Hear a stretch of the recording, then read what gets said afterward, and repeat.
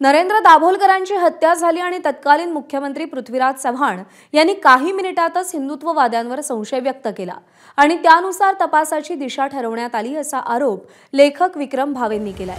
विक्रम भावेंनी लिहिलेल्या दाभोलकर हत्या आणि मी या पुस्तकाचं कोल्हापूरमध्ये प्रकाशन पार पडलं। यावेळी ते बोलत होते। दाभोलकर हत्या प्रकरणी विक्रम भावे यांनाही अटक झाली होती। दरम्यान याच कार्यक्रमात दाभोलकर हत्या प्रकरणात अटक झालेले वकील संजीव पुनाळेकरही उपस्थित होते। त्यांनी शरद पवारांवर निशाणा साधलाय।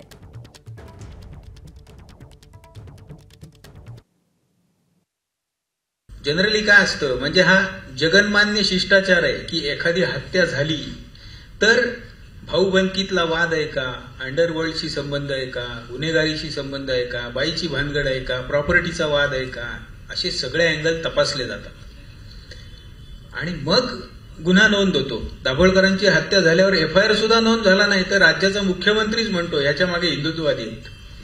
म्हणजे तपासाची दिशा ठरवून टाकण्यात आली होती आधीच। न्यायालयाचा आदेश घेऊन हडपसर सारख्या भागामध्ये धनकवडीला हजारो स्क्वेअर फीटाची बेकायदा मशीद आहे।